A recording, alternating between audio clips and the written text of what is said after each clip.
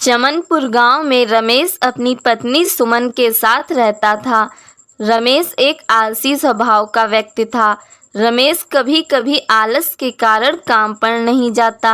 रमेश का आलस देखकर सुमन परेशान हो जाती और वह चाहकर भी कुछ नहीं कर पाती। रमेश के पड़ोस में एक और व्यक्ति रहता था जिसका नाम किशोर था। किशोर अपने खेत में सब्जियां उगाता और उन्हें बाजार में बेचता था। एक दिन किशोर की पत्नी मीरा रमेश के घर लगे खजूर के पेड़ को देखती है जिस पर ढेर सारे खजूर लगे होते हैं। वह उन खजूरों को खाना चाहती है। मीरा किशोर से कहती है, सुनिए, देखिए ना, हमारे पड़ोस वाले घर में जो खजूर का पेड़ लगा है उसमें बहुत अच्छे खजूर लगे हैं। आप मुझे वो खजूर तोड़कर ला देंगे? मुझे वो खजूर खाने हैं। किशोर रात में चुपके से पेड़ पर चढ़कर कुछ खजूर तोड़ लाता है और मीरा को दे देता है। मीरा जैसे ही खजूर को चाकू से काटती है उसमें से एक हीरा निकलता है। अरे, ये क्या है? अरे मीरा, ये तो हीरा है। मीरा एक और खजूर काटती है, उसमें भी एक हीरा निकलता है। मीरा बचे हुए सारे खजूर काटती है, सब में हीरा निकलता है। मीरा, लगता है यह हीरा देने वाला खजूर का पेड़ है। अरे वाह, हम तो माला माल हो गए। पर मीरा, यह बात किसी से कहना मत। अगर इस पेड़ के सारे खजूर हमें मिल जाएं तो हम बहुत धनवान हो जाएंगे। किशोर मन ही मन में एक योजना बनाता है। अगले दिन सुबह किशोर रमेश के घर जाता है। अरे किशोर भाई, कैसे हो? आज हमारे घर कैसे आना हुआ? अरे भाई रमेश, आजकल तुम काम पर जाते नहीं, बस यही पूछने चला आया। वैसे एक बात कहूँ? हाँ भाई कहो, क्या बात है? देखो रमेश, जैसा कि तुम जानते हो कि मैं बाजार में सब्जियां बेचता हूँ, तो मेरे पास कई ग्राहक ऐसे आते हैं जो खजूर भी मांगते हैं, पर मेरे पास होता नहीं है। तो मैं सोच रहा हूँ, तुम्हारे घर में खजूर का पेड़ है और तुम खजूर तोड़ते भी नहीं हो। अगर तुम चाहो तो मैं तुम्हारे खजूर तोड़कर बाजार में बेच दिया करूं। जो पैसे मिलेंगे आधे तुम्हारे आधे मेरे। तो कैसा रहा मेरा विचार? वैसे इसका विचार है तो सही। इतने ऊंचे पेड़ पर कौन चढ़े? जब मुझे बिना मेहनत के घर बैठे पैसे मिल रहे हैं तो ये तो अच्छी बात है। चलो, पिताजी का लगाया पेड़ तो मेरे बहुत काम आ गया। ठीक है किशोर, मुझे कोई दिक्कत नहीं। तुम मेरे पड़ोसी हो और आखिर एक पड़ोसी ही तो दूसरे पड़ोसी के काम आता है। अब किशोर हर रोज पेड़ के खजूर तोड़ता और घर ले जाकर खजूरों को काटकर सारे हीरे निकाल लेता और बदले में किशोर शाम को जाकर रमेश को कुछ पैसे दे देता, जिससे रमेश भी बहुत खुश हो जाया करता। ऐसे ही कई दिन बीत जाते हैं। अब किशोर काफी धनवान हो जाता है। रमेश की पत्नी सुमन देखती है किशोर की पत्नी मीरा हर रोज नई नई साड़ियाँ खरीदती और बाजार से कुछ न कुछ लेकर आती है।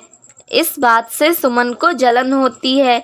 वह जाकर अपने पति से कहती है, अरे, आप हमेशा बिस्तर पर ही पड़े रहना, कभी मत उठना। अरे क्या हुआ? आज अचानक क्यों चिल्ला रही हो?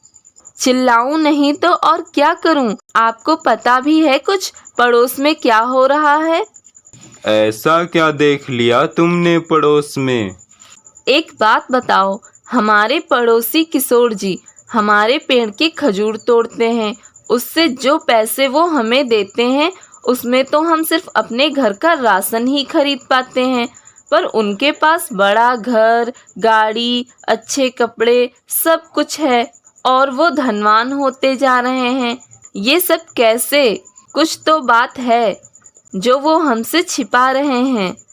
पता लगाइए, वरना आपका आलस हमें ले डूबेगा। क्या ऐसी बात है? अब तो मुझे भी लग रहा है कुछ तो बात है, पता लगाना ही पड़ेगा। अगले दिन जब किशोर खजूर तोड़कर घर जाता है तो रमेश और सुमन चुपके से उसके पीछे पीछे जाते हैं और देखते हैं किशोर खजूरों को काटता है और उसमें से हीरे निकलते हैं। यह देखकर दोनों आश्चर्यचकित रह जाते हैं। देखा आपने, मैं कहती थी कुछ तो बात है। पेड़ हमारा और धनवान ये लोग होते जा रहे हैं। हमें पता ही नहीं था हमारे पेड़ के खजूर में हीरा है। ये सब मेरी गलती है। पिताजी सही कहते थे, ये कोई साधारण पेड़ नहीं है, पर मैंने उनकी बात नहीं सुनी। ये सब मेरे आलस का ही परिणाम है।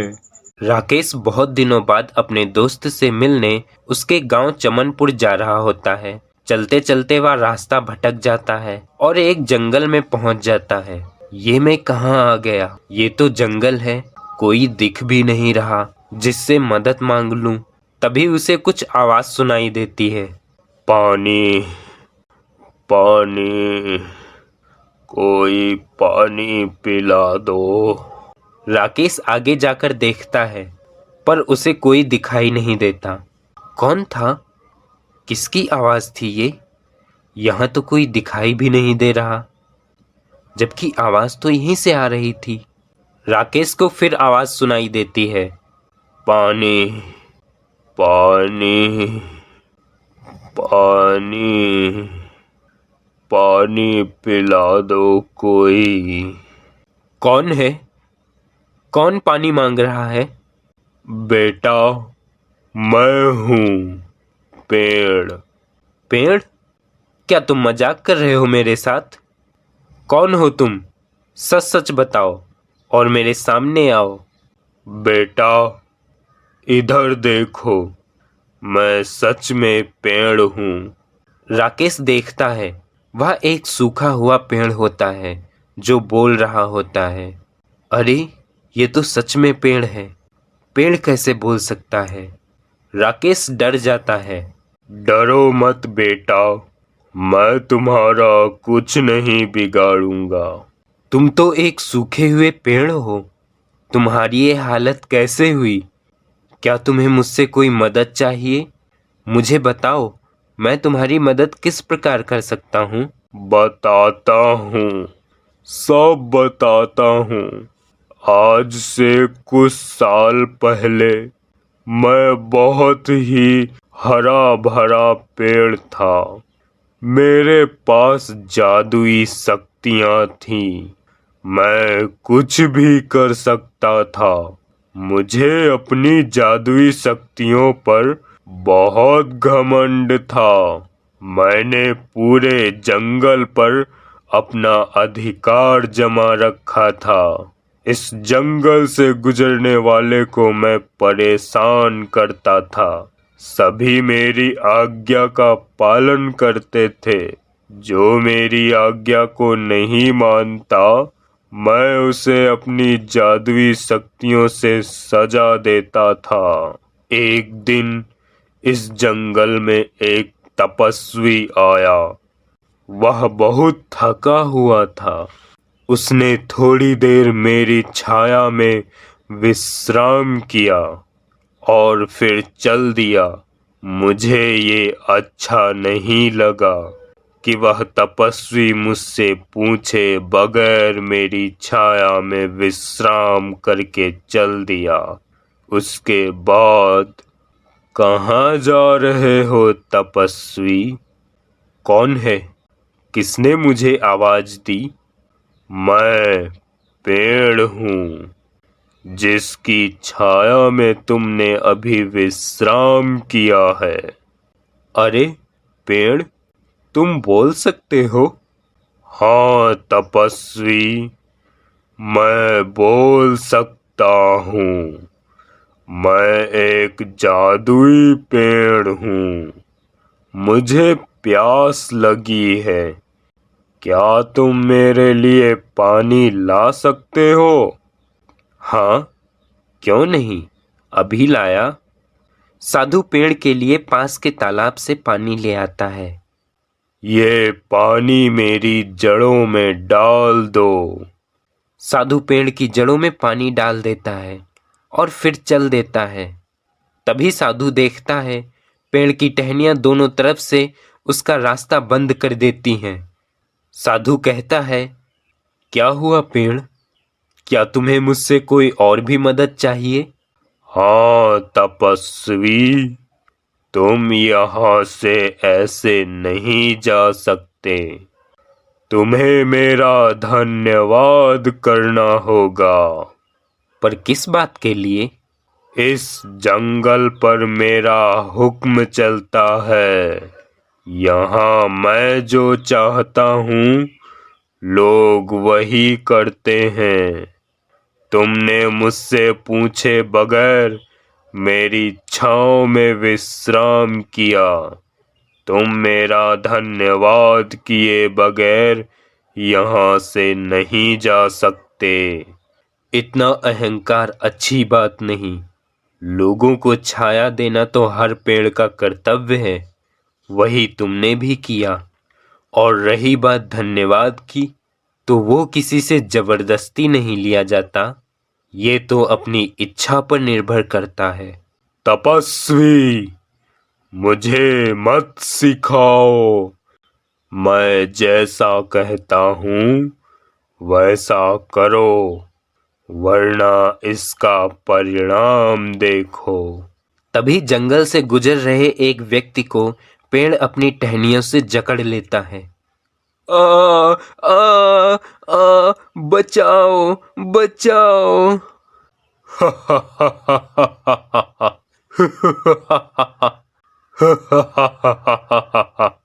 पेड़, छोड़ दो उसे, क्यों उस आदमी को सता रहे हो? नहीं छोड़ूंगा। ये मेरा जंगल है। मैं जो चाहूंगा वो करूंगा।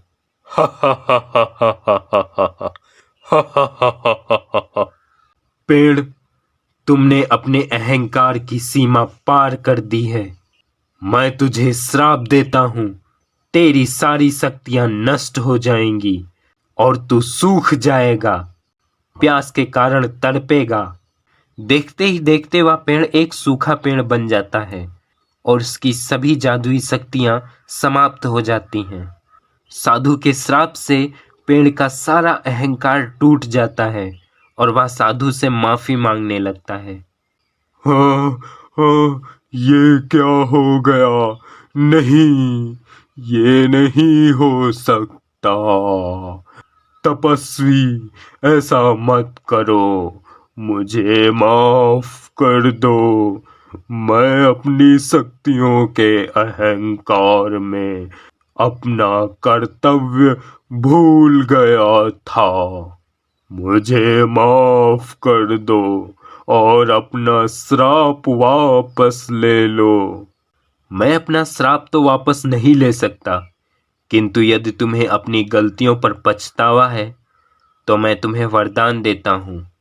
यदि कोई स्वभाव से अच्छा व्यक्ति तुम्हारी जड़ों में पानी देगा तो तुम फिर से हरे भरे हो जाओगे। और इस तरह मैं एक श्रापित पेड़ बन गया।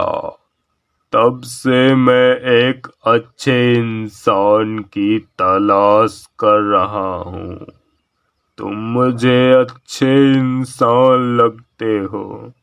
मैं बहुत प्यासा हूँ। अगर तुम पास के तालाब से जल लाकर मेरी जड़ों में डाल दोगे तो मैं श्राप से मुक्त हो जाऊंगा। ठीक है, मैं तुम्हें श्राप से मुक्त कर देता हूँ। राकेश पास के तालाब से पानी लाकर पेड़ की जड़ों में डाल देता है। पेड़ फिर से हरा भरा हो जाता है। धन्यवाद मेरे दोस्त। आज के बाद मैं हर व्यक्ति को अपनी छाया दूंगा और कभी अपना अहंकार नहीं दिखाऊंगा।